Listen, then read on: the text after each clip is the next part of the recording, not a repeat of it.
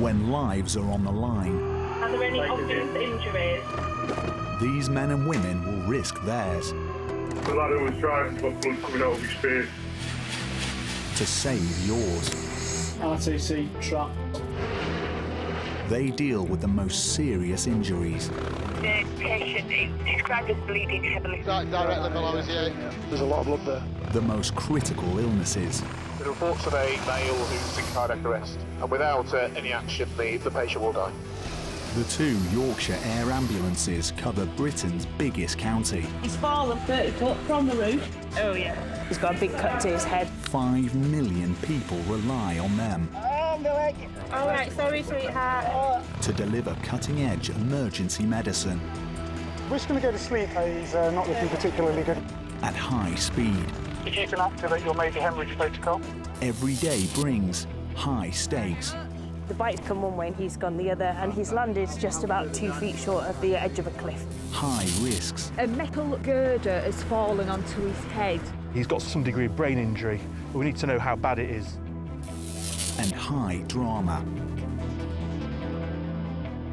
We might need to relocate your ankle. If we're going to do that, I'll give you some ketamine.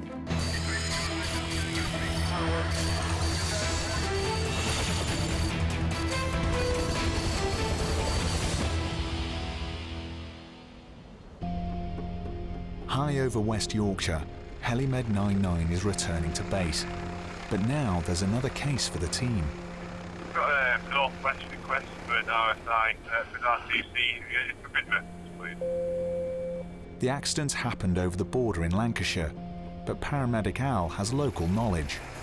This job is right next to my uncle's farm. The biker needs Dr. Sarah's anaesthetic skills. We've been requested to attend an incident in Rochdale by another air ambulance, and they're requesting an RSI, so for the patient to be put to sleep. That obviously requires the doctor to go, so we're going to go and see if we could offer some assistance. I've just heard from Northwest, their aircraft has just landed. There's a farmer waiting by their aircraft to give you a lift to scene. 99 descending to land next to Northwest. But the lift isn't to Sarah's liking. I'm not getting on that, it's ridiculous. I mean, this is a dangerous situation we've got going on here. How bad is it, this lad? I don't know yet. He sounds poorly. Jesus, she's been laying there a while now. Biker Ashley Hill is lucky to be alive. He came to rest inches from the top of a 50-foot cliff. What's his stats been, do you know? 97. Okay, so we're good. I've We listened don't to his do chest, because his chest happy And with it's his you're chest. happy, Happy good with the equal air abdomen as entry. well, yeah. It's just mainly pelvis, and then he's got a right mid shaft as well. Awesome. So as soon as we're good, then get that on and then job done. And then we've got Perfect. the cat traction there as well. Wonderful, thank you. Ashley was out for a ride with mates when he lost it on a bend. What's his name? Ashley. Ashley, you can't see me, and so we don't need to worry about looking, but we're going to get you off this floor with some painkillers, all right? Yeah? It's half an hour since his crash, and it's feared his shattered pelvis and broken thigh bone could be causing internal bleeding. It's a life-threatening injury. How's your pain doing? How's it doing now you've had all this medicine? What would you say? Is it still painful? Yeah. Trying to give him another 10. He's got no nystagmus or anything here. Dr. Sarah wants to fly him to a major trauma centre as soon as possible.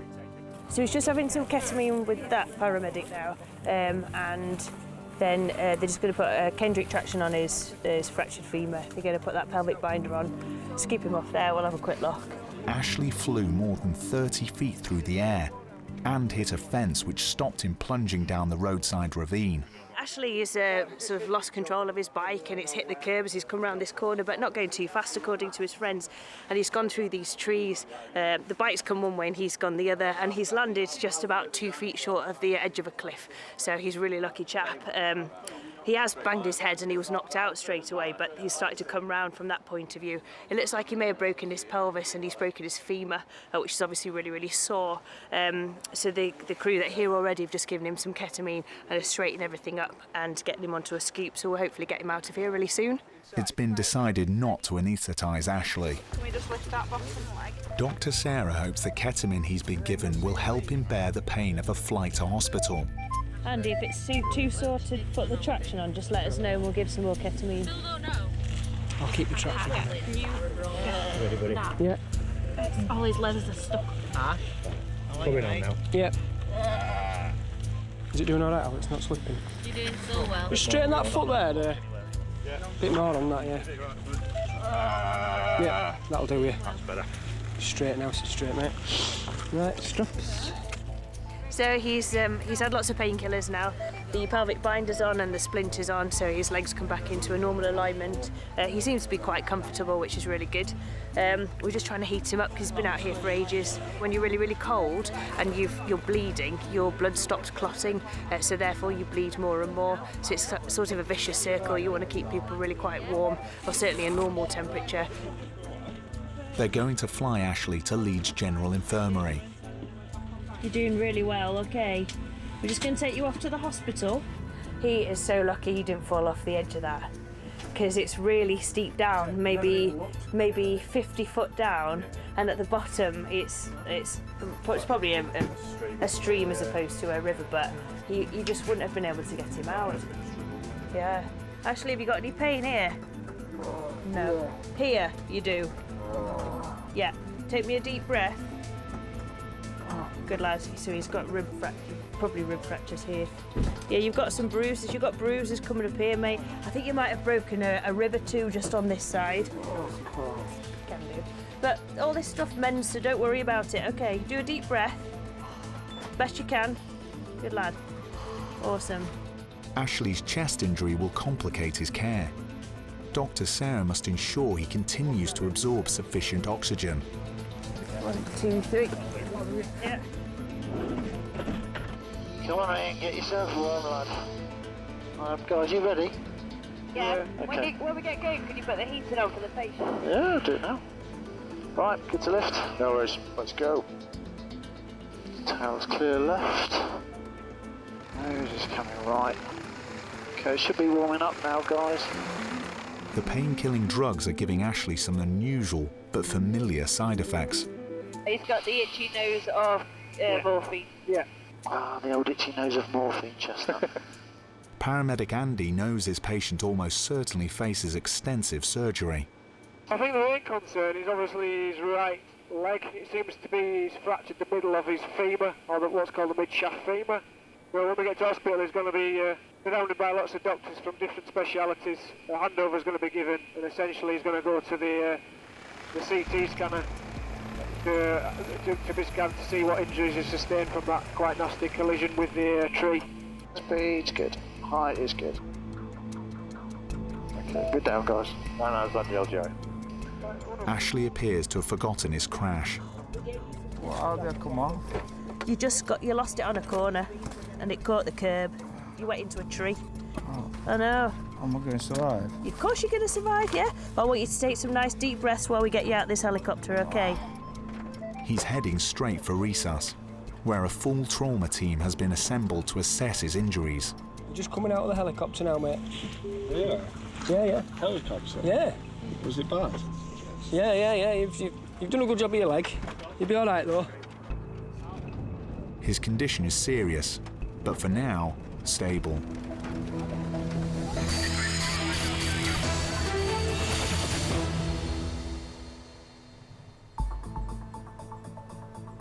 It's early evening in West Yorkshire, and a 999 call is coming in from an industrial estate. Is he coming around now? No, he's still out. Is the blood coming from the front of his head? The left-hand side. The left-hand side, right, okay. Dispatcher Sam is sending Helimed 98 direct from a hospital landing pad. Someone in Keighley, some steel's fallen on his head from quite a height. He's got a head injury. Steel bar fell on patient's head from height, unconscious, query arm and leg fractures. Is he unconscious? That's all I can. Yeah. Does he look like he'll be able to land near sea? I'm guessing, no. Victoria Park. Yeah, opposite the ambulance station. Yeah. Okay, TW's a good talk, 72, 101. Pilot Elaine must find the unlit park on a moonless January evening. NS Scrum 98, we've lifted Northern General and routed to Keighley. It's a 20-minute flight, but paramedic Lisa knows the area they're heading for. Right, so the big roundabout and the ambulance station is just off the roundabout. Yeah.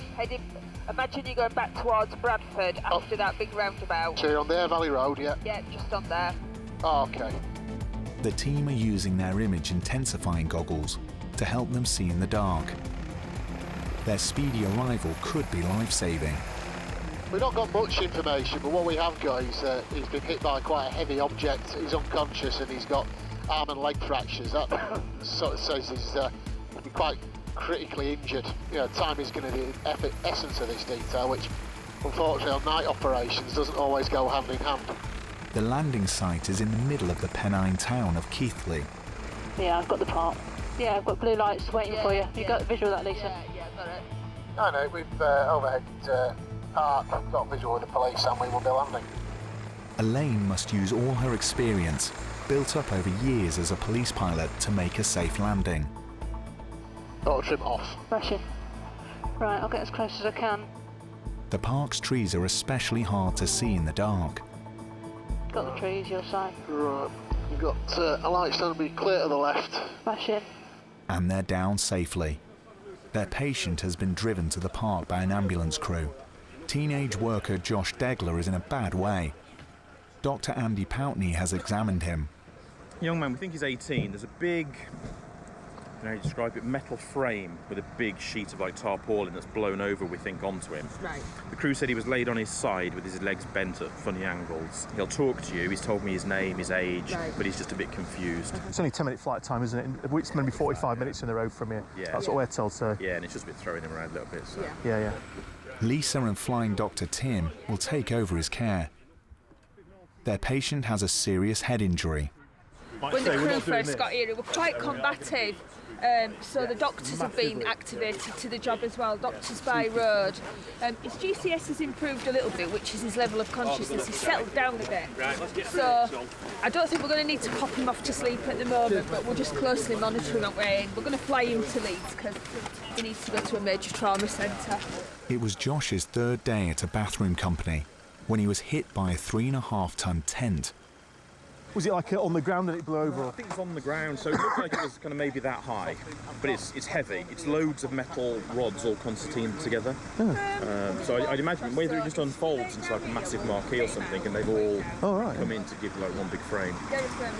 Brilliant, thanks Andy. Say again. Lisa's alerting hospital doctors. A metal girder has fallen onto his head.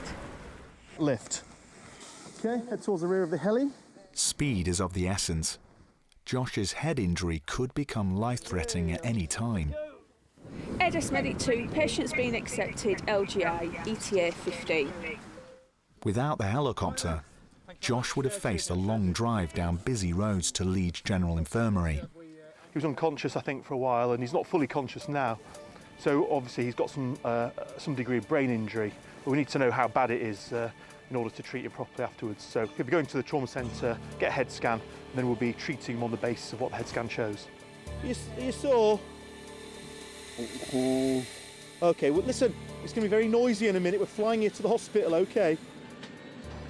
Okay, you are clear out to the left. Yes, okay, lift him. Elaine must reverse out of her landing site. 101, T's and P's are good, 70% tall. This manoeuvre means that if an engine fails, she can land again in the park. Level with a tree out to the left still. Thank you. Josh is on his way to critical care. Tim is monitoring his condition carefully. When we're assessing a patient's neurology, we're assessing, one, how awake they are, and two, what their pupils are doing. The reason we look at the pupils is because if the pupils become asymmetrical, if, for example, one of the pupils gets bigger and stops reacting to light shone into it, it can mean that there's swelling inside the head, which would need a speedy neurosurgical operation. So when he gets to LGI, we're going to do a top-to-toe assessment of his airway, breathing and circulation, but obviously his main injury appears to be a head injury. So what you really want to know is what's going on inside his head. Is there anything that's in there that needs operating on? And the only way to do that is to go through the CT scanner as soon as possible. LS 98, we're on final set LGI. Yeah, Element 98 clear to land all crew on stations. Brilliant, thanks very much. Even landing on the rooftop helipad is harder in the dark. I'll tell you the colours, but we've got the 1, 2, 3 cranes this side of the landing pad. Elaine and paramedic Pete must look out for the tower cranes that surround the LGI. That's high, isn't it? Oh, that is high, isn't it? I'm satisfied if we come round that one and it's clear on going there. Right, nothing else seen beyond that. Off gogs. Off gogs. And they're down. Their patient is now in the right place for doctors to be able to assess the extent of his injury. Ready, steady, slide. The Leeds trauma team have been called to resus to await Josh's arrival. He'll soon be heading into the scanner. So, this is Josh. Josh is an 18-year-old man who at 8:10 p.m. was walking through an industrial estate. A bit vague, but a huge metal frame apparently fell on his head. He fell to the ground unconscious with a query fractured leg and arm. Pupils-wise, he's got an obvious left orbital injury. Assessing his left eye is very difficult as it's swollen, there's lots of conjunctival hemorrhage. His right eye, he has a size 4 pupil which is reactive. No fitting, nothing like that. This will be a long night for the trauma team and their patient's family. Josh is critically ill.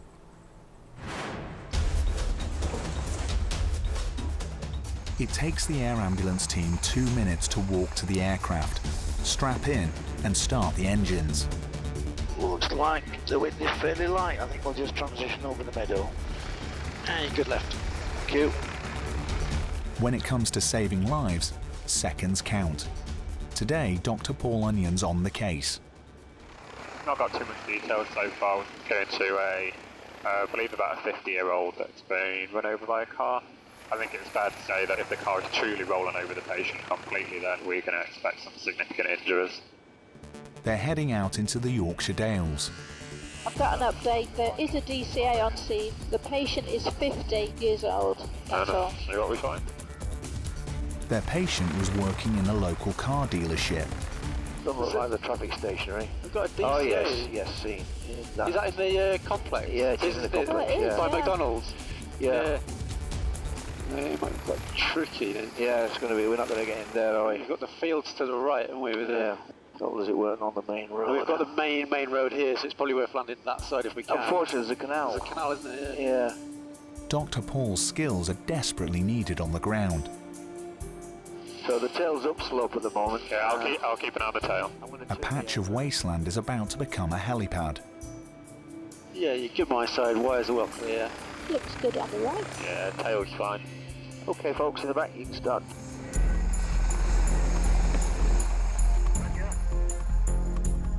This young man has been nailed down, screwing a number plate into a van, and a car's gone into his pelvis. Richard Jenkins is a mechanic. He's in a bad way. Hiya, Richard. Right. Hello. My name's Sammy. I'm another one of them paramedics. Sam or Sammy? Either or. I'm not Sam. proud. Okay. Right. So because of where the car has nipped you between the registration number, because of that, where your pelvic area is, we're going to put a big fat seat belt round it, okay? It's about yay wide. It's not uncomfortable, but we are just going to disrobe you to that point, okay? Is that where your most pain is? Yeah, just blunt filter. Yeah, my back. And in your back? Well, it's on my back, around the middle, you know. Richard was crushed against a wall.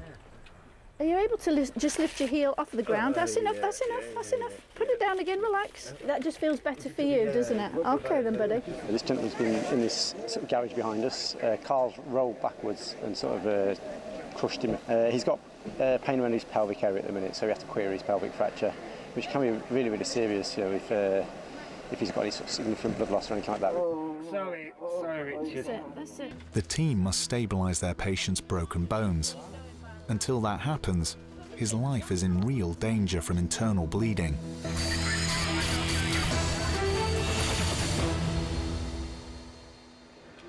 Outside a garage in the Dales, paramedics Sammy and Daz are in a race to get Richard, a mechanic crushed by a rolling car, to hospital. That's fine, buddy. You stay still there, bud. Receiving, go ahead. Just a quick update from St. Pete. So we've got a 55-year-old male who's working on a car and has been hit from behind by another car with a pelvic crush type mechanism.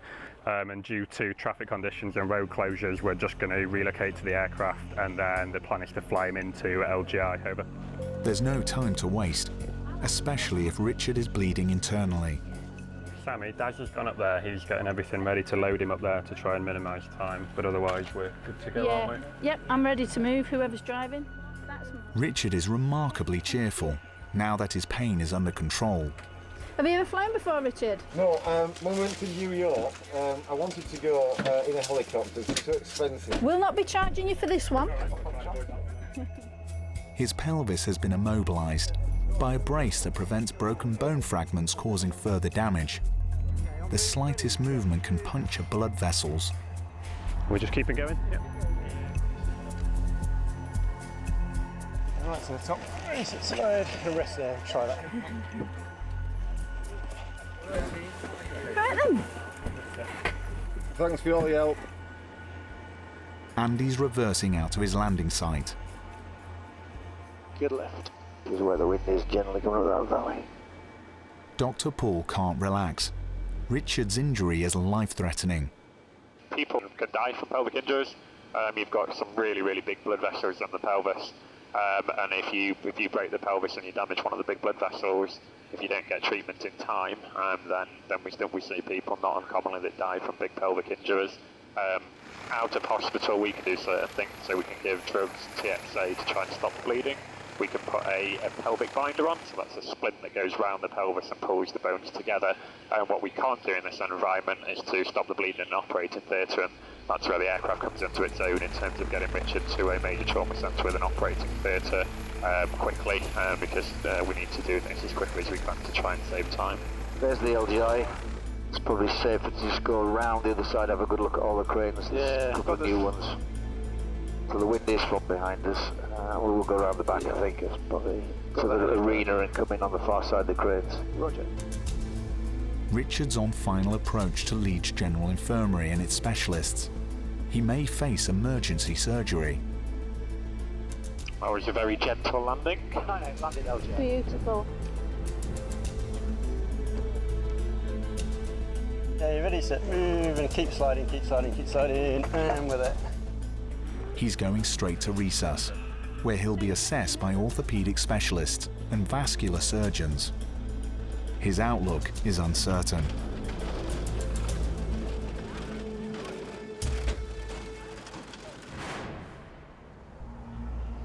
The crags of Yorkshire attract thousands of climbers pitting their skills against the landscape. But on a tricky rock face in the Dales, one of them is about to take a terrifying fall. There's somewhere near Slipstone Crags. Helimed 99 has been scrambled to his rescue. Oh, okay, that's on a road at the bottom of the valley, so but there's somewhere around that area apparently. The climber is badly hurt. Happy with that, guys? Yeah, all good. Cool. NS99 lifted en route to the Leyburn area.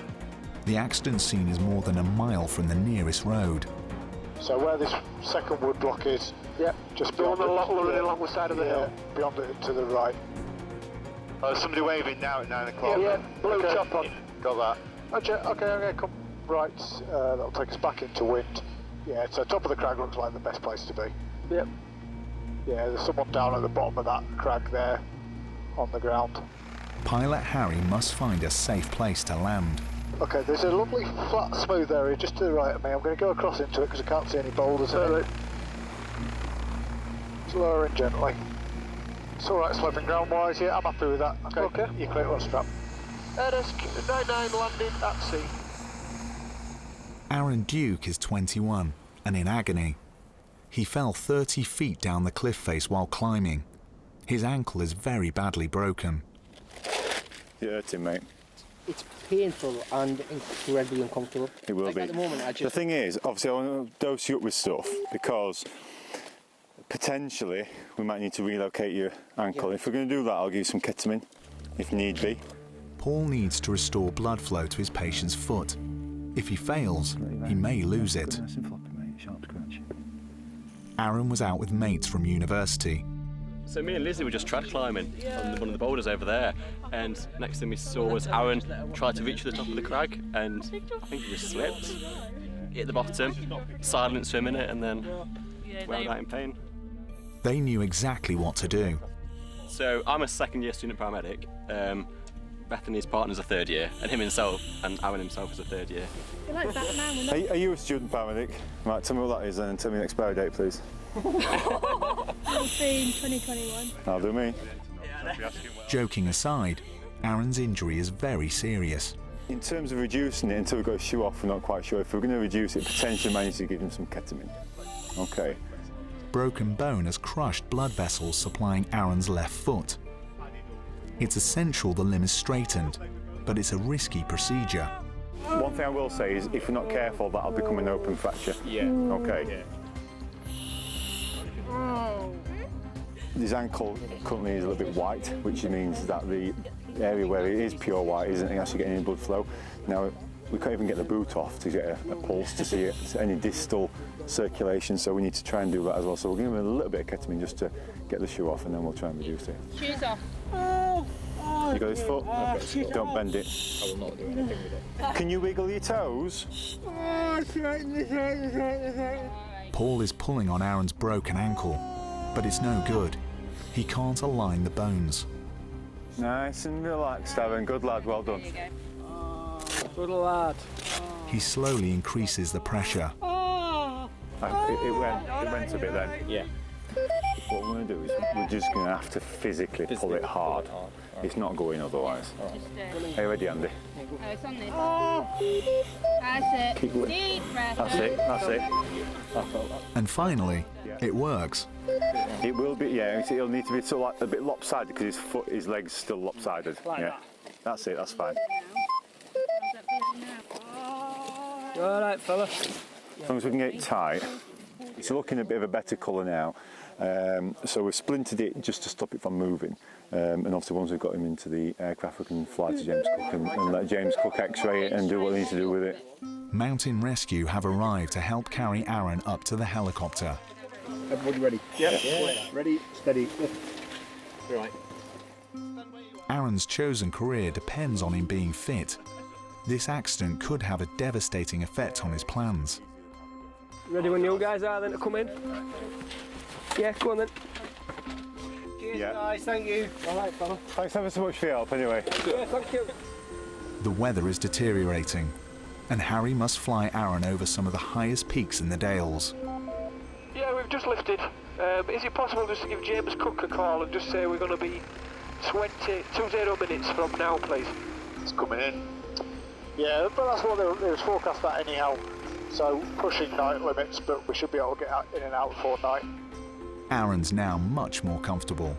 How is he now? Is he just settled? Yeah, he's looking around, smiling and giving us thumbs up. Another happy customer. I didn't think that foot were going to go though when you were pulling it. No, I didn't. I was yanking it a lot. Because the problem is, as I was pulling, he was sliding down towards me. Yeah. Right, I really want you to turn around as quickly as possible, guys. Yeah, I can see why. Night is about to fall, and so is the rain. Harry wants to return to base as soon as possible. That's Calibre 99 on approach, James Cook. Aaron is going straight to X-ray. Okay, leave us full down. Close our stopping fish. So it's taking so long to get you here. It's obviously it's all right. The cloud and stuff like that. I really appreciate it, thank you. His ankle may require surgery.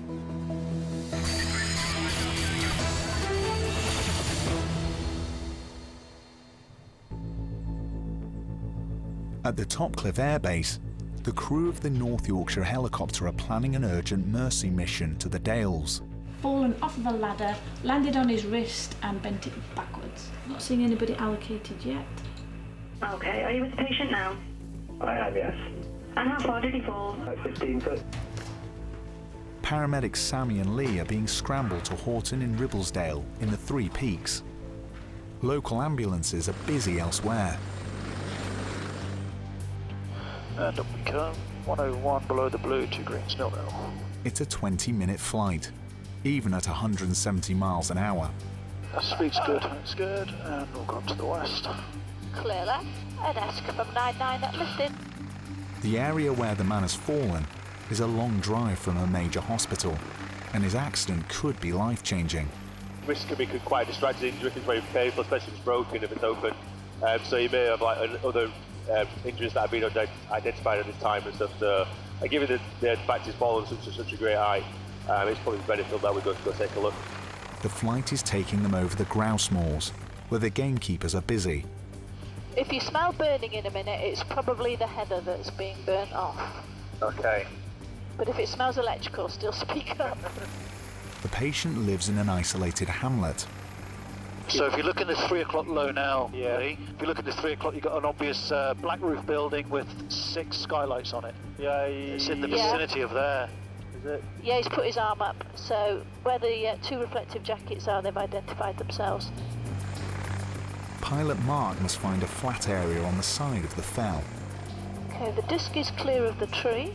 Yeah, we're good on the right. Let's see what the slope looks like. It's not easy. Yeah, it looks like a bit of a flat bit in the 330. So let's just hold there. Lee is heading out to assess their patient. All right, I hope we're in the right place. Yeah. What's he called? Chris. So he was actually up the top there? Yeah. All right, Chris. Not too bad, mate. Yeah, all right, that's good to hear. 58-year-old Chris O'Donnell fell as he was trying to remove an old TV cable. The ladder basically just slipped from underneath me and went back, so I just came straight down onto both of my arms. So you come sort of down like that? Straight. So as the ladder's been going out behind you, you sort of come down that, letting out a bit of a scream as you've gone down? Getting a TV signal out here is never easy, and dishes take a battering in winter. Chris was working as we've been doing all morning, and then I turned around and I heard him screaming, and he fell down and he shouted like I've never heard him shout before. Okay, have you lost consciousness at all? No. Lee fears Chris's injury will require surgery. Broken bone pierced the skin. Anything else about your back, your neck, anything like that? I think everything else. You look all right, you're moving everything like that, yeah. There's a very high risk of infection. It looks like these are clearly open injuries, and we're probably going to be some antibiotics as well. Chris is at home up ladders. His job should give him a head for heights. Are you a roofer by trade, or are you... I'm actually a falconer by trade. You're a falconer? Warwick Castle. Oh, do you? We fly massive big eagles and vultures. And all right. This is where we train them in winter time, all the baby eagles. All right. Hello. This is Emma. How you doing? Hello. A ground ambulance crew has arrived to back up the helicopter team. It's definitely open, this one. Is it? Yeah. Right, I think we might need some ketamine actually, you know. Chris's limbs must be straightened, but it's going to hurt. A lot. Does that morphine work at all, Chris? Not really. No. We have to straighten your limbs to package you. Okay, so we're probably going to give you a stronger painkiller called ketamine. Okay? Yeah. It'll make you feel a little bit strange. Yeah. Like you're having a bit of an out-of-body experience. Yeah. But it's just a normal side effect of the drug. While we're doing that, you may feel that we're actually pulling on your arms and limbs that have been broken. Yeah. We just need to straighten them all. Yeah. Okay. Ketamine is a powerful painkiller with a very short life. Chris, just going to move this arm? Yeah. Within 15 minutes, Chris's nervous system will return to normal. It means the team must work quickly. It's all right. I'll be taken all the way back so I can just see his hand. There's a lot going on, Chris. Just relax, fella. They're going to fly Chris to Lancaster. Just give him a single dose of coimoxiclav. Both some antibiotic. We give people who've got open wounds, so there's a high chance that you could get a bacterial infection. So this is hopefully to sort of stave off or limit the level of infection he may potentially get. Chris is being taken to orthopaedic surgeons at the Royal Lancaster Infirmary. They will wash out his wounds before repairing his broken bones. So it's on my left-hand side where the football posts are. So it's not the actual pad, it's the grass corner. So you clear the goalpost behind. Chris's skill has made him one of the UK's most respected professional falconers. My desk, 99, landed.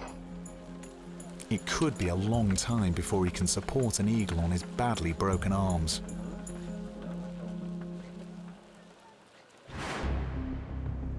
"18 hours a day, 7 days a week, the air ambulance crew are on standby, waiting for the scramble phone to ring. The world keeps turning. Today, the team's most senior pilot, Andy Lister, is at the controls. We'll go VFR to Ascrig and they're going to save somebody's life. Clear left. Thank you very much. You're welcome, Captain. The team are heading west into the Dales, to a holidaymaker in trouble. Eyes are out. We have been called to a 60-year-old male in the middle of a field who has fallen, and it looks like he's broken the top part of his leg, his femur. Quite a nasty injury in itself, can cause quite a lot of bleeding and quite a lot of pain. Most hospitals will be able to deal with these kind of injuries, but the likelihood is he'll end up going to a major trauma centre given the severity of that injury. Fog is blanketing the Dales ahead. Oh, look at that then. Wasn't really expecting that. Yeah, it's quite an unusual sight, isn't it? But I was aware that Thingamajigger was fogged out. In the distance, you can actually see the hills. The hills can't go straight over. There's a lot of it. Yeah. But, I'll go up to 2,000 feet. That'll give ourselves a bit more separation. So we're going to do a bit of cloud surfing. Cloud surfing, is that what it's called? Is it? Yeah. Is that such a thing? If the team can't see to fly below the fog, they may not be able to reach the patient. Descending through cloud among hills is too dangerous. What ever so slightly concerns me is that this fog bank is going right up the valley where we want to land at the moment. And we can get to Durham, I don't think that's a problem, and get home again, but it's actually landing at the site. Yeah. See how extensive this is. They're now just 5 miles from their patient. It does look a bit thinner, so let's not count our chickens before they're hatched. And just in time, the fog is clearing. Brief will be to try and land the aircraft in that fog bank. Okay, there's people at the scene. Oh, there they are in the field. I've got somebody waving. Oh, yeah. Oh, yeah. Yeah, we can get in there, can't we? I think we're going to be okay. Andy's landing his medics next to their patient. Right, Taylor's going to come your way, Paul. Yep. Tail's clear. Good left. Clear of patient. Yeah, good left. Well, I'm going to see about putting it down here. Obviously, if you're exiting to the right, just be careful of the rising ground. No problem, thank you. No, it landed perfectly. Over. Good morning, gents. Right. Hi, yeah, you're right. Okay. Got the traction on. Fab. 10 mix of morphine, which seems to have done the trick for him. Looks comfy. Local paramedics had to hike a half-mile to reach 67-year-old Barry Marshall from Gloucestershire. He's visiting from the Cotswolds. So if you've got enough fuel, you can take me home. Hello, Barry. Hello, Barry. Hello. My name's Simon. Simon, yep. Hello. Are you the pilot? No, I'm not the pilot. You don't want me flying, that's for sure. I was walking down this slope. Yeah. Dog in each hand, well, lead in each hand. Yeah. And foot just slipped. Okay. So simple as that. Righty-ho. And they've put the splint on. You comfortable? As far as broken femurs are, you know. Okay. We'll give you I'll some. survive. We'll get you some paracetamol drip. They've done all the work. We're just going to be the transport. Trip to hospital then. So it'll be James Cook, Middlesbrough, northeast. Yeah. Barry is cheerful enough, but his leg is badly broken, and he already has titanium metalwork in his knee from a previous break.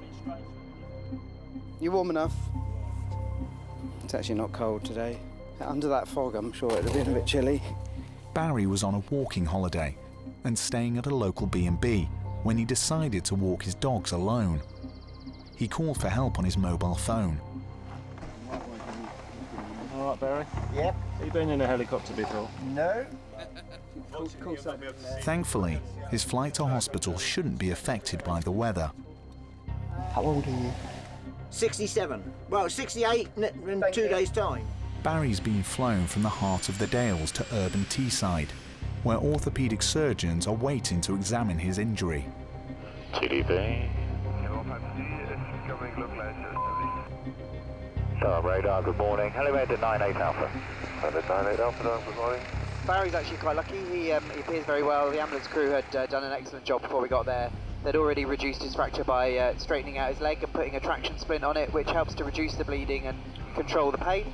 They'd given him some morphine already, so we're just topping that up with a bit of paracetamol via a drip just to give him some background pain relief.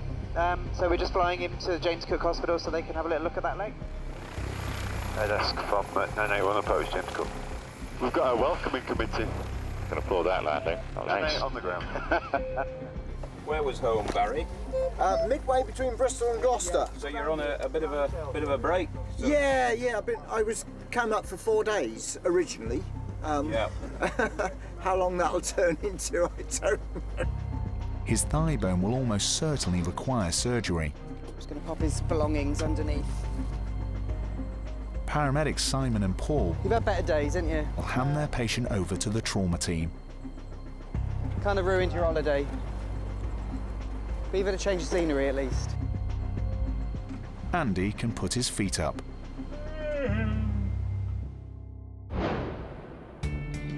Barry needed more metalwork in his leg, but he's already planning another walking holiday in the Dales.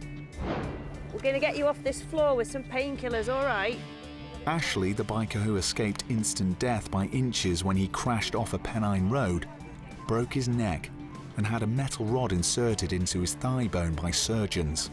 I broke my femur, I broke 3 ribs, 2 vertebrae, my arm, my nose, and then I had a small hemothorax, which I believe is air around the lungs. I'm getting there. Most of my problems have healed. It's mainly the femur that's ongoing. Hopefully in the next 6 months I'll be able to walk properly again. He's unsure whether he will ride again. A metal girder has fallen onto his head. 18-year-old Josh's family were told he may not survive a serious head injury caused by a falling tent. It was very difficult coming home. It's left him with severe memory problems and for a time required constant supervision. Worst case scenario was either I could have been not here anymore, and the second one was paralysed, fully paralysed, so that would have impacted me massively. So I want to be able to do what I do. I want to be able to work. I wouldn't be as fit as I was, so I am extremely lucky. Sorry. Richard, the mechanic crushed by a customer's car, suffered several pelvic fractures, but, amazingly, had no visible cuts or bruises. I remember going in the air ambulance. Could only see out the roof. I do remember seeing the blood pressure dropping on the machine and panicking a lot about that and seeing a red light flashing. Very, very scary time. Very scary time. He was on crutches and off work for several months. Potentially, we might need to relocate your ankle. If we're going to do that, I'll give you some ketamine. Aaron, the student paramedic who fell off a rockface, fractured his heel and ankle and needed surgery. He was in hospital for 10 days and a cast for 6 weeks, but it hasn't affected his career. He's accepted a job with the North East Ambulance Service. The ladder basically just slipped from underneath me. Falconer Chris broke both arms in his fall and was forced to undergo 3 months of intensive physiotherapy. He still can't hold his birds of prey.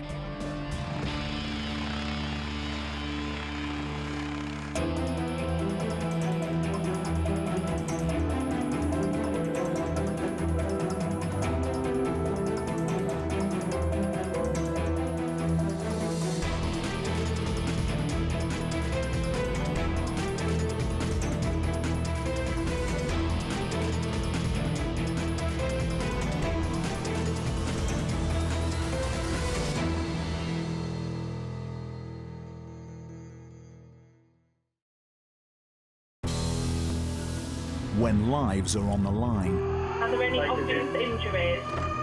these men and women will risk theirs The lad who was driving got blood coming out of his face. to save yours. RTC trap. They deal with the most serious injuries. The patient is described as bleeding heavily. Directly below his ear. There's a lot of blood there. The most critical illnesses. The reports of a male who's in cardiac arrest, and without any action, the patient will die. The 2 Yorkshire Air Ambulances cover Britain's biggest county. He's fallen 30 foot from the roof. Oh, yeah. He's got a big cut to his head. 5 million people rely on them All right, sorry, sweetheart. to deliver cutting-edge emergency medicine We're just going to go to sleep. He's not looking particularly good. at high speed. If you can activate your major hemorrhage protocol. Every day brings high stakes, My name's Chris, I'm one of the docs. Where can I go and where can't I go? high risks, 9/9's patient has been extricated now. Our patient's still entrapped in the second vehicle. and high drama. You're going to need an operation. No.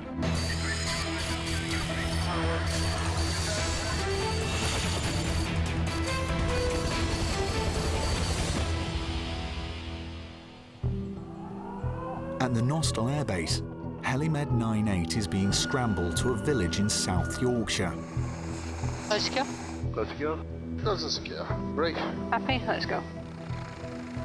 In the village of Brearley, CCTV cameras are capturing a trail of destruction left in the wake of a stolen lorry. Dr. Chris will lead the team. So, I've been tasked to an incident near Barnsley area of a heavy goods vehicle that's apparently crashed into a house. There's a report of some fatalities, so it sounds like a potentially devastating incident. Yeah, just a quick update. There's 4 patients. One is reported as Kilo 1. There's one patient described having serious injuries at the side of the lorry. One patient stuck between the front of the lorry and the house. Kilo 1 means a patient has been confirmed dead. Below, there's a scene of devastation. You can see an ambulance, I can see a fire engine. Oh, there's a house there. Lorry into a house, yeah. Pilot Elaine is touching down at a crime scene. Just keep an eye on this wall for me on this side. Dr. Chris and paramedic Pete are joining medics dealing with 3 casualties. So what we got here then? Hello, who's in charge, guys? So what we've got we've got one person trapped in this lorry here. Yeah. Obviously unstable structure there. If we can just get an assessment from you guys, we can determine quickly who needs to come out. The gable end of the house could collapse at any moment. The truck was stolen. Regardless of what we think's happened, our duty is to look after him. The priority is look after the patient, and then everything else can be sorted out afterwards. Hello, my name's Chris, I'm one of the docs. Where can I go and where can't I go?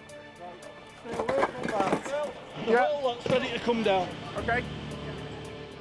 Their patient is a man responsible for the death of an innocent pedestrian. Trapped in the passenger seat, he's got the weight of the wall on him from the waist up, waist down. Is he alert? He's alert, he's talking, he's in a lot of pain, he wants to come out. Okay. But until we get technical rescue and we're stuck. We're absolutely stuck. So, is your colleague in there? I presume I can't get in that cab really, can I? Listen, that's coming, every second that's coming. That's fine, mate. That's fine. There's no way you can radge him out? Should we climb up? I don't want anybody going anywhere near that. Phil! Has he got any chest injury? How's his breathing? Okay. It's too risky to move the patient, and Dr. Chris has only a second-hand assessment from a firefighter to go on. This vehicle's lost control coming down here. It's hit 2 parked cars, a pedestrian who's unfortunately died, and then ended up in this house. So the police are currently trying to piece together what's gone on, but our priority is not really what's happened, but making sure he's all right.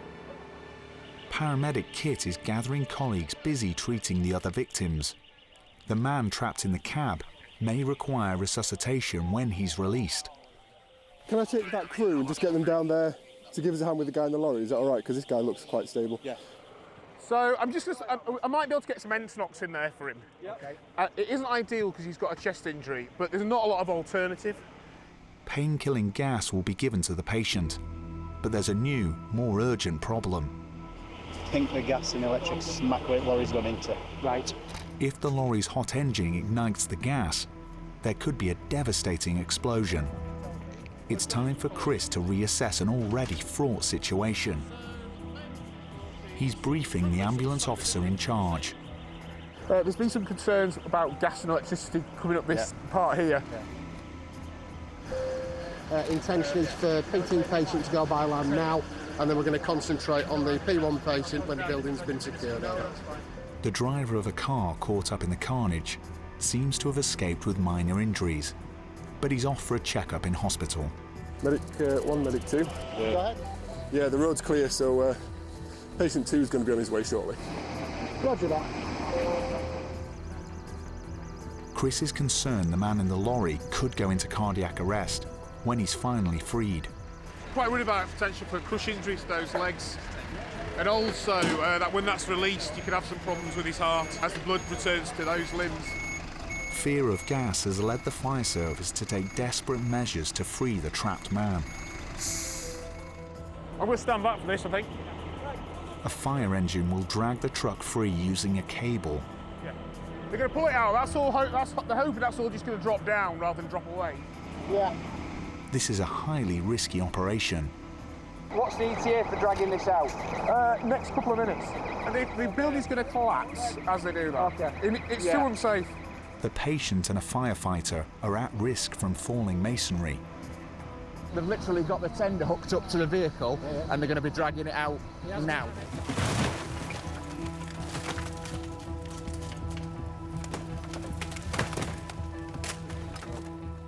The truck is free, but it has brought half a ton of debris with it. You could just about see his head from the other side. Right. The man and the firefighter must be freed quickly. A medic has joined them in the cab. He just needs a bit of space creation. We'll assess him here. Can I have a very quick look at this guy? Yeah. Is that all right? At last, Chris can reach the man. He's saying he's pinned by his left leg only, so down to this side. Right, hey matey, my name's Chris, I'm one of the doctors. How are we getting on? Have a quick look at your legs, mate. Both of them are pinned. Where does it hurt most? It's crushing my legs. It's getting heavier. It's getting heavier. Yeah, check us a cannula, guys. Chris knows the man's heart could stop when the pressure is released. He must be able to get drugs into him if this happens. How long do you think he's going to be trapped for? 4 minutes. Yeah, if you get everything out, we're getting basically a kit dump here, ready to get everything when he comes out. The man was one of 4 who stole the lorry and used it to commit petty crimes. We fly to Northern or LGI, Chris. If he's stable when he comes out, we'll take him by air. Yeah. If he's unstable, he'll go by road. To Northern Gen? Yeah. To Northern Gen, yeah. He is not a cooperative patient.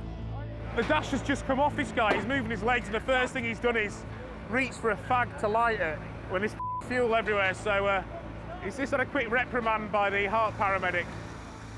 The police are anxious not to let the driver out of their sight.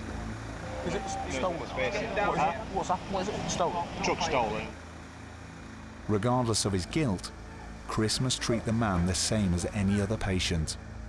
The fella's been trapped for over an hour now. Where we are is quite away from where the technical rescue team are. So it took a little while to get him off the building, and now they're creating some space. One of my main concerns is the nature of this man's crush injuries. It's quite limited to know whether he's pinned, as in just physically stuck, or whether his whole legs are crushed. So we've got the heart team in there now, and we're going to get him out in the next minute or so. Until he is scanned, the team can't be sure how badly the man is hurt. Ready, steady. Despite their fears, the man's heart has continued a normal rhythm. Hello, matey. Have a quick look at you, dude. Is that all right? My name's Chris. I'm one of the doctors. How are we getting on? It hurts my ribs. Hurts your ribs? I was all crushed with the house. Have we got some scissors? Hold up my foot ringing. He's a bit annoying trying to talk on his phone and things, so I suspect that we probably should put him in an ambulance rather than a helicopter. Okay, we'll put him in an ambulance. If his numbers are stable, I'm happy if somebody else takes him. That'll do me, I'm happy with those numbers. All right, guys. The man's going to be taken to the major trauma centre in Sheffield by road. DCA with heart to MTC as Northern. Behind him, he leaves a scene of carnage, a community in shock, and a grieving family. So the plan is he's going to go in the back of an ambulance. It's only 20 minutes to Northern General from here. Pre-alerts in. You know, it's been a trail of destruction here. You know, there's one lady who's dead. The driver of that lorry is relatively unscathed, really. Their patient will have a police officer at his bedside. Things here really, you know, things are pretty horrendous, really, aren't they? The man is likely to be sent straight to jail on remand following his recovery.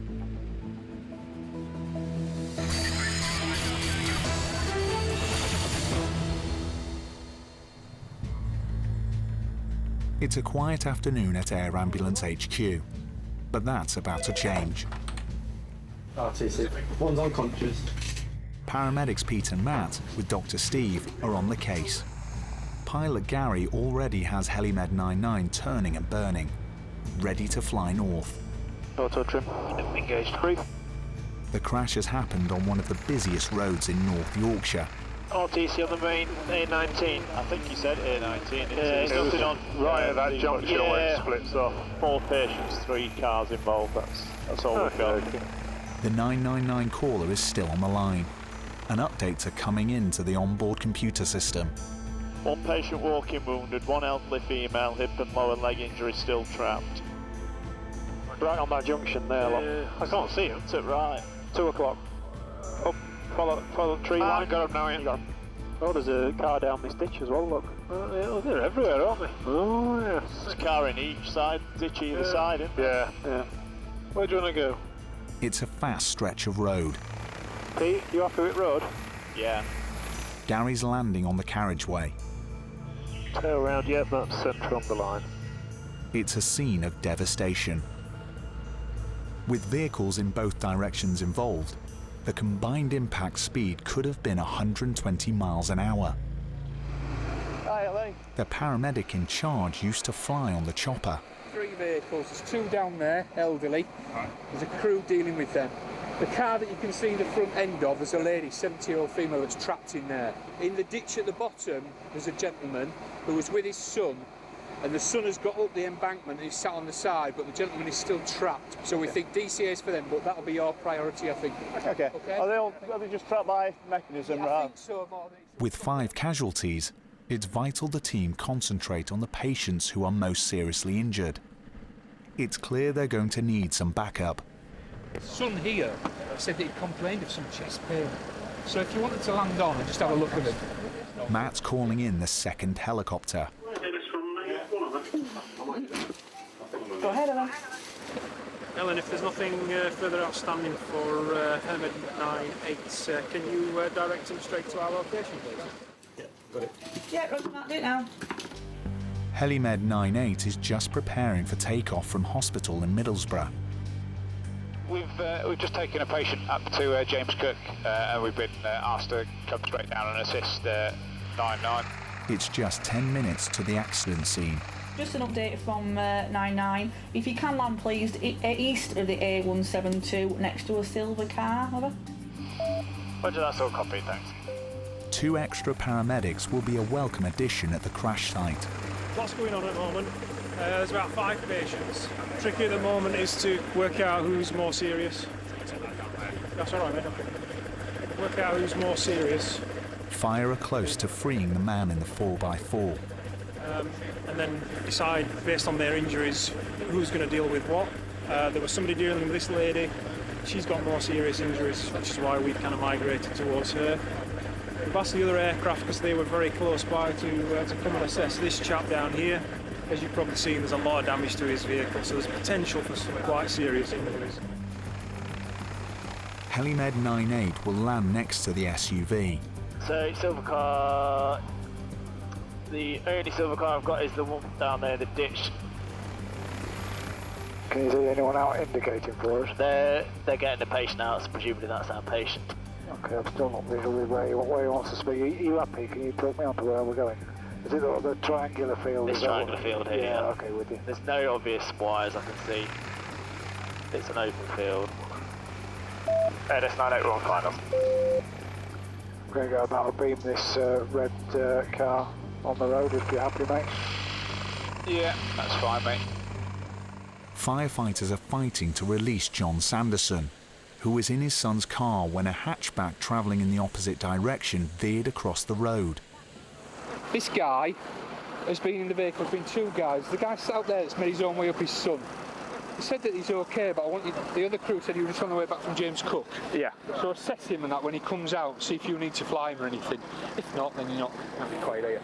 There's another 2 patients further down that first crew are dealing with, an elderly couple, but there's another DCA coming for them as well. Okay.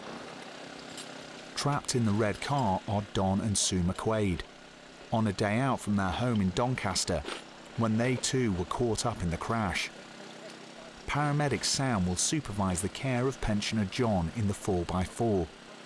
We haven't had a chance to assess the patient, so we're not entirely sure what injuries he has yet and what the situation is. There's quite substantial damage to the car.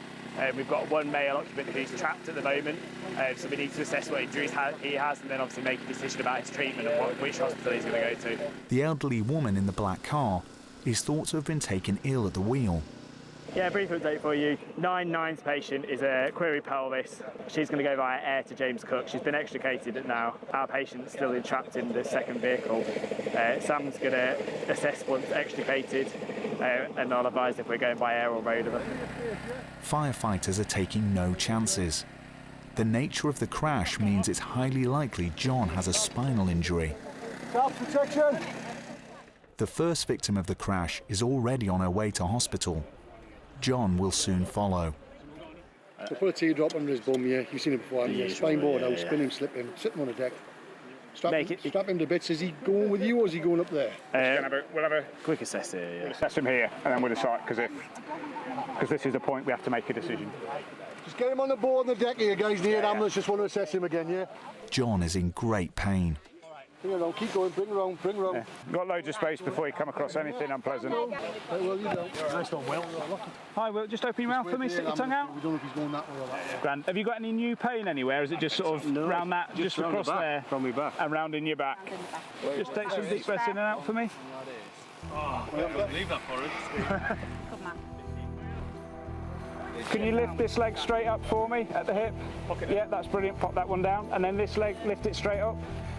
So our patient from this car has obviously had quite a nasty impact today. We're going to help get him immobilised onto a board to keep his spine nice and still, and then we're going to help the crew and the fire service extricate him off this embankment and put him in the back of the ambulance. And it's a short ride up to James Cook from here. It's only about 20 minutes from our land. Ready, brace, lift. Spineboard, guys. Steady away now, steady away. The patient in the other vehicle has been quite severely injured, but the vehicle that they were in is a really modern vehicle. The son, who was the driver, he's managed to just walk away and sit at the top of the bank, and the dad was a bit more injured, a bit more sore, maybe because of his age. John's outlook is uncertain. He and his son experienced a major impact. Then another as their 4x4 plunged into the ditch. His son can only hope and wait for the results of his dad's hospital tests.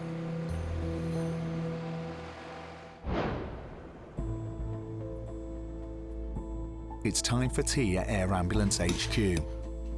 But there'll be no soup for the helicopter crew. Yeah, it's Al on the air desk. I understand you've asked for air support on this RTC? Yeah, Roger, motorcyclist burst his car.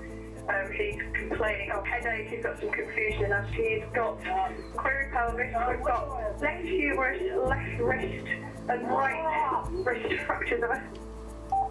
Yeah, what's his GCS? Got GCS of 15 of it. Yeah, Roger, I'll get Topcliffe up to you.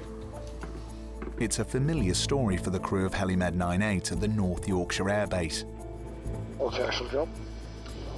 The crew request RTC motorcycle versus car. Paramedics Sam and Sammy are on the case. Confirm those two fly. Tail's going around. Top of the car, Helimed 98 Alpha lifting and departing front to the north top. We've had a request from a land DCA group requested for us to come and assist with a job which is a motorcyclist versus a car RTC.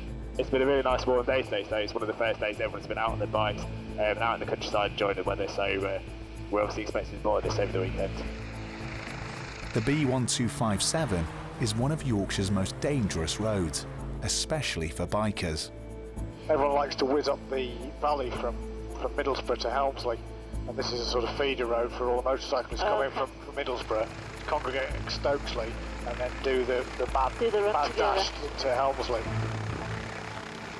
Sammy and Sam are heading out to back up a ground crew treating the biker. Hi. Hi, mate. Ground paramedics have been working hard to stabilise rider Charlie Rooney. What's the story then, Nikki? It's basically been a head-on RTC, about 50 mile an hour that's been going. Charlie here doesn't know what speed he's been doing, they've gone head-on. Okay. He can't remember what happened, although he can answer questions like what his date of birth is and where he lives and all that sort of thing. His symptoms point to a severe head injury. The team have reason to worry.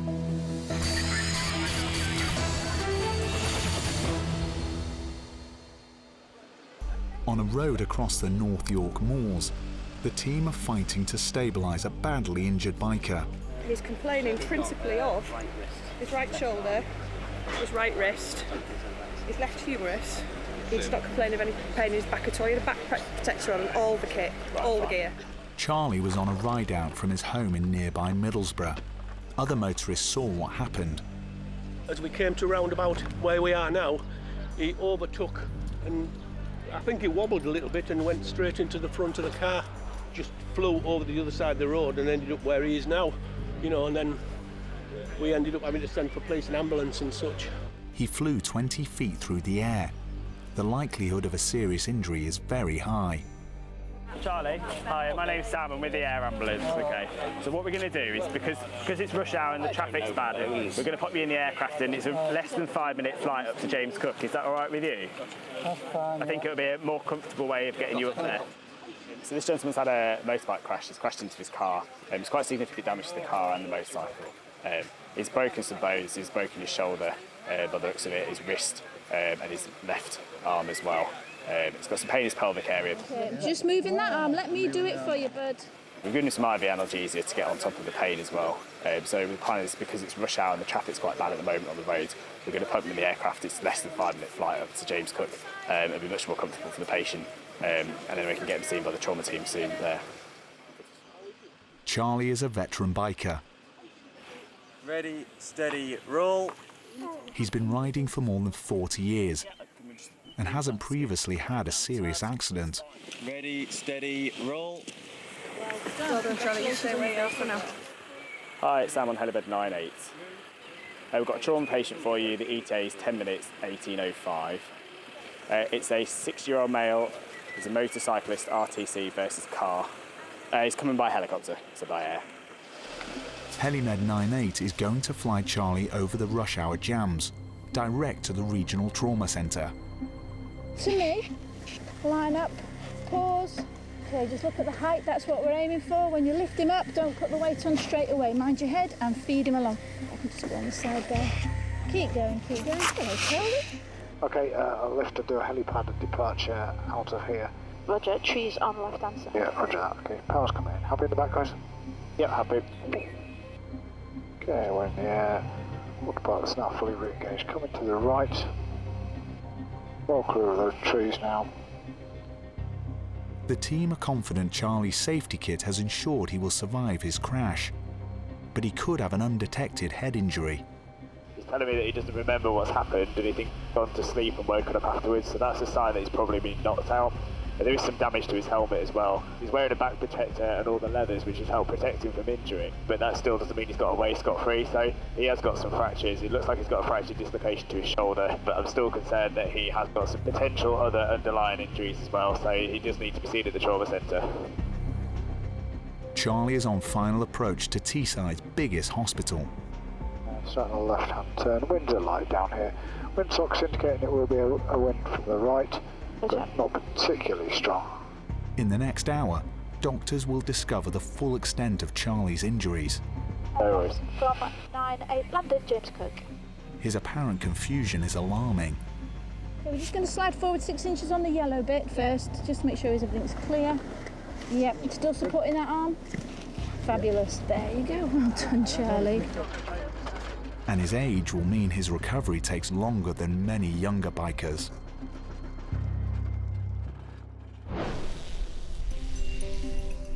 Britain is a nation of 7 million cyclists, and few places attract more riders than the Yorkshire Dales, where the winding lanes are so challenging, they were once chosen as the backdrop of the legendary Tour de France. Can you set off towards Halls? But today, one rider needs help. Off the ground with about 75%. Pilot Jeff is heading for Wensleydale, with paramedics Tyrone and Al and Dr. Paul. We're going to a cyclist that's either fallen off his push bike or been knocked off his push bike with a head injury. The main indication really will be somebody with a reduced consciousness level. If you've got bleeding within inside the brain, you might have an increased blood pressure, so they're the two things that we'll look for. Element 98 Ellis. Go ahead, Sam. Patient is a pedal cyclist. The head injury has been described as delirious by the callers. I can hear there's quite a lot of noise and agitation in the background of that. Depending on the degree of head injury, either severe concussion or varying degrees of bleeding around the brain can make people be combative, as I say, so can be quite agitated, may not be able to follow commands, maybe pushing people away and fighting against them because they don't quite understand what's happening at that time due to the confusion. The accident has happened on a country lane, 2 miles from the tourist centre of Hawes. Just look on your nose, Jeff. See, it's like an orange. I see the cars down here. Oh yeah, visual. Yeah. Jeff is landing on moorland, next to the scene. Can't see any traffic down there, can you, Paul? You've got traffic coming up this way. Happy? Yeah, firm, can go if you want. We've landed. The patient was out for a ride with the cycling club. He landed heavily on his head. Hi, sir. Richard Dunning is in a bad way. Can I just squeeze in there, guys? Is that all right? This sat switch for 97. Lovely. I've just done that. A medic covering another cycling event has been caring for him. Laceration to elbow, deep laceration there, graze there, cut on the back of his head, which we haven't looked at. Richard is now fully conscious, but he still has no memory of his crash. Just take a nice deep breath for me. I was a little bit in front, but I think a couple of bikes touched or something, and Richard ended up coming off his bike into the side of the road, unfortunately. And we're very fortunate. There's an organised cycle going on today, so there was a first aider immediately on hand, so that's been good. And then the air ambulance, the excitement of seeing the air ambulance turn up, which was landed in the field just literally just opposite, and that was here pretty quickly as well. So yeah, we couldn't have asked for more help, really. Yeah, lovely. And the other one. His friends are trying to keep Richard's spirits up. I've spoken to Tracy. She says somebody will do anything to get in an air ambulance. Yeah. Just tell Jeff not to do any aerobatics on the way in. Oh, go on. It's becoming clear Richard's condition is improving rapidly. Had all the usual protective gear on, so had a helmet on. That's probably made a big difference in his case. So he has still got a head injury, but it would have been significantly worse without a helmet. So a little bit confused initially, according to his friends that were with him, but now he seems to be fully conscious again, which is reassuring from our point of view. We'll take him to hospital still just to get him checked over, observation for a few hours to make sure nothing develops from his head injury point of view, but at the minute I'm not overly concerned about him. Richard's off to A&E for a full examination. Take care, Rich. See you later. His helmet may have saved his life today. So I'm not a cyclist myself, but especially kind of Yorkshire Dales are fairly hilly. As you can see here, he's a little bit of a hill that he's come down, and they can reach speeds 30, 40, 50 miles an hour sometimes, and especially when they're in cycle clubs, they can be going pretty fast. So although often when people hear that people fell off a bike, some people may think, well, that won't cause much of an injury, but not only are they going fast, there's stone walls all around us, so actually we come to some cyclists that have fallen off that are quite badly injured. They're flying their patient to Harrogate. Dr. Paul will monitor Richard's condition throughout the flight, but he's optimistic. He can't fully remember exactly what happened perfectly well, but at the moment I don't think he's likely to have any significant bleeding around the brain. In the next hour, scans and x-rays will determine if Richard has had a lucky escape, or whether he does have a more serious head injury.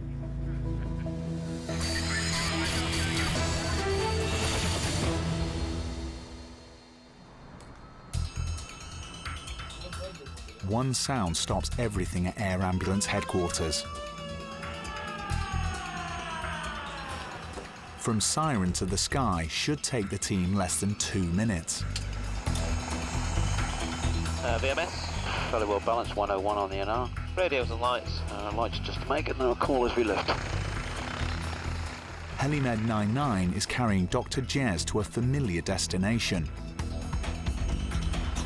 We're going to a motocross circuit where a 12-year-old has come off their bike, and sounds like he has quite a nasty lower leg fracture. His legs reported to being quite angulated. This kid's going to need some fairly strong pain relief. So we'll get there, see what he's like, get his pain under control, and try and get his leg a bit straighter, and work out where he's going to go from there.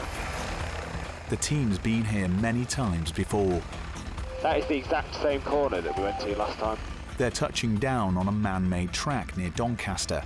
where riders compete over jumps. Accidents are very common. London.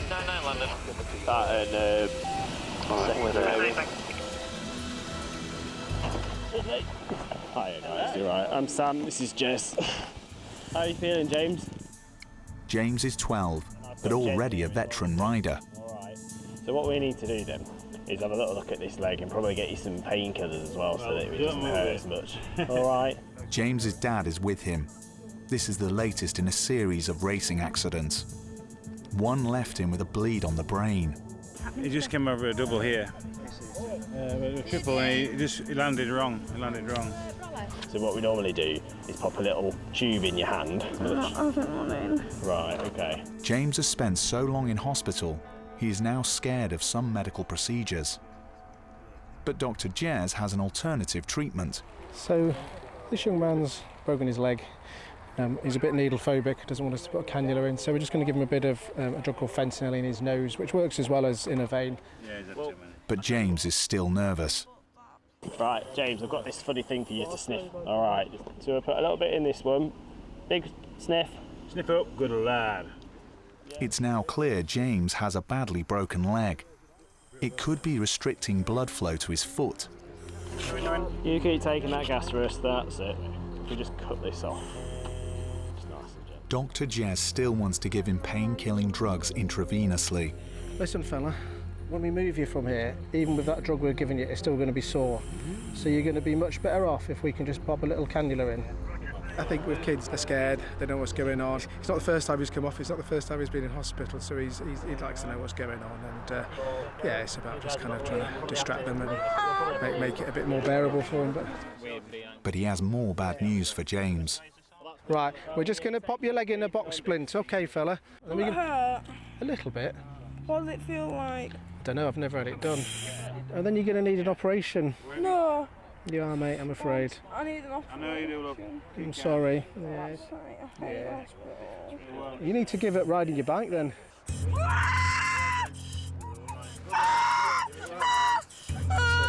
done, mate.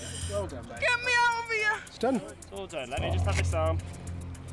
Well done, mate. Good man. All done. It's time to get James to hospital. Are you guys happy to carry on transitioning him across? They're going to take him to A&E in Wakefield, 15 miles away. Perfect. There's nothing life-threatening. He'll be fine. He'll be back on his bike in a few months' time. Hopefully not to come off again, but probably will. James has already spent many weeks in hospital, thanks to his high-powered hobby. Nice and steady, guys. He could now face many more. You all right, mate? Win over. And an operation.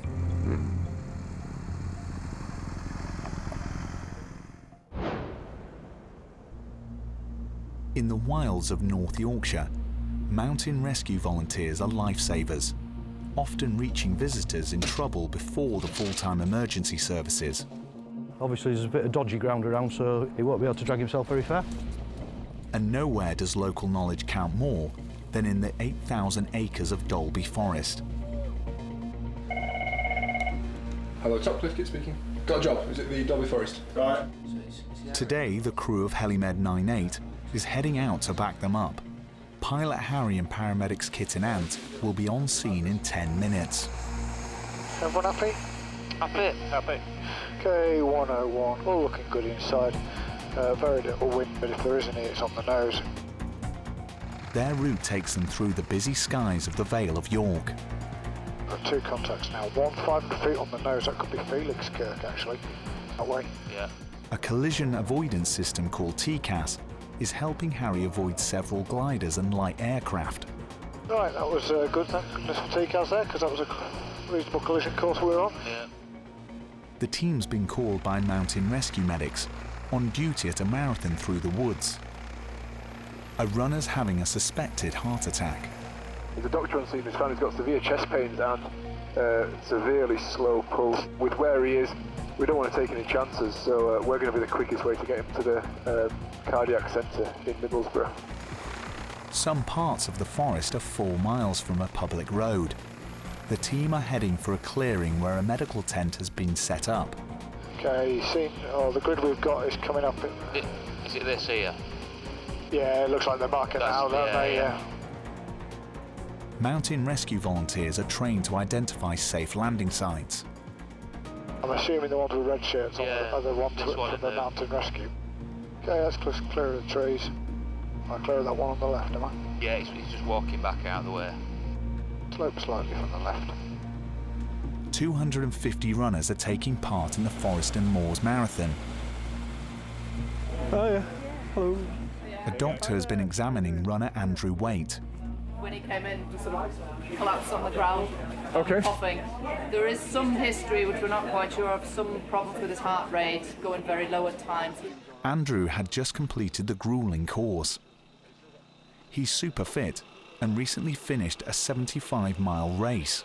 I was there first when he came in, and he sort of directly fell to the floor when he came in the finish, which some runners do, but he just didn't want to get up and felt really dizzy. He was complaining of chest pain.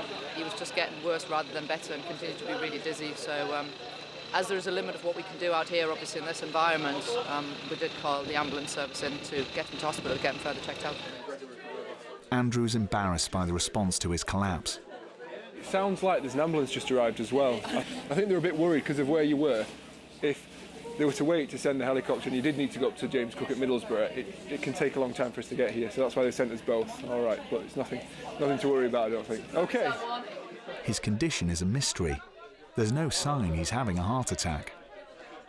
But his wife Julie is concerned. Yeah, he does lots of marathons, half marathons, so he runs for a club, and we didn't expect this. Sort of flushed chest pain, dizzy, sort of near collapse, a little bit pale, side nose, lips, and then gradual recovery over the last 40 minutes. Obviously, if there's anything unusual ECG-wise, we'll fly, and otherwise to Scarborough. Is that reasonable? Yeah, that's what we're kind of thinking on the way up.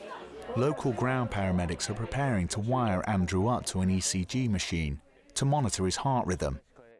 We're going to have ECG in the ambulance. Yeah. If there's anything untoward on it, we'll fly. Then we'll fly, if not, otherwise we'll go round. just drive to Scarborough. So it sounds like Andrew's been taken ill towards the finish of this race. And thankfully his symptoms have started to improve, but we just want to make sure that there's no strain on his heart or any heart attack happening. So we're going to do heart tracing and then decide which is the best hospital for him. The forest is almost an hour's drive from a major hospital. Mountain rescue are vital when there's a medical emergency in the woods. I don't think it's anything related to your heart, but to be on the safe side, we're going to do this heart tracing as well, okay? Yeah. Just with you having had this collapse, and then we'll know a bit more. The trace confirms Andrew has not had a heart attack. Still recommend that you go to hospital, but it'd be old-fashioned way. We've done the heart tracing. Heart tracing is normal, so we're just going to go to Scarborough for a checkup. Right. All right. Okay. Which? So they're going in there? Yeah, so he's going in the normal ambulance. Andrew has had problems with low heart rate before. It's hoped hospital doctors will be able to identify the cause. Probably just a muscle strain that's caused the pain, and Andrew's underlying medical condition that's been investigated that's caused him to be dizzy. But we'll know a bit more in a few hours' time.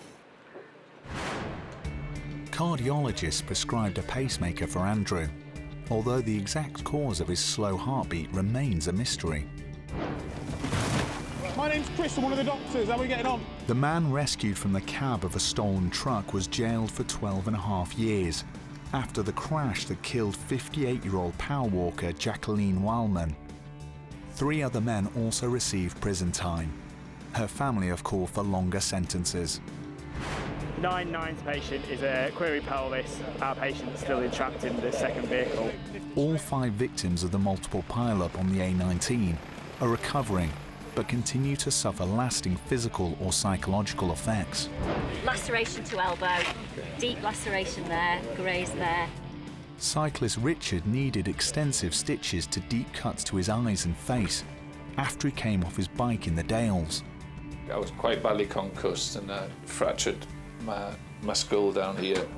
I used to get dizzy spells which would last for maybe a couple of minutes. He also suffered whiplash, but he's now back in the saddle. Been out maybe 20-30 times. I'm fine again now, but it was a little bit unnerving the first few times, you know. Just moving that arm, let me do it for you, bud. Biker Charlie has decided to hang up his helmet after 40 years on 2 wheels. He fractured his pelvis and sustained serious arm injuries. I still have no recollection of the actual accident. I just remember coming up behind a car and then waking up in a field, basically. He's now undergoing intensive physio in the hope of regaining full use of his left hand. It could have been a lot worse than it was. I was compos mentis, I was alive. I might have lost some use of one hand. Luckily, it was only temporary. I didn't know that at the time. And at first, I worried whether I would be able to walk again, and that quickly resolved itself. You're going to need an operation. No. You are, mate, I'm afraid. 12-year-old biker James was in hospital for 4 days and in plaster for nearly a year. When I was in the hospital, I got my leg manipulated. That's where I'd like re-straight the bone and put it back straight. And it started like slowly healing. He's yet to resume his high-powered hobby. Nothing will stop me from riding. When I got my first motorbike when I was 4, I started racing when I was 6. I've been doing it for quite a long time and I just always loved it.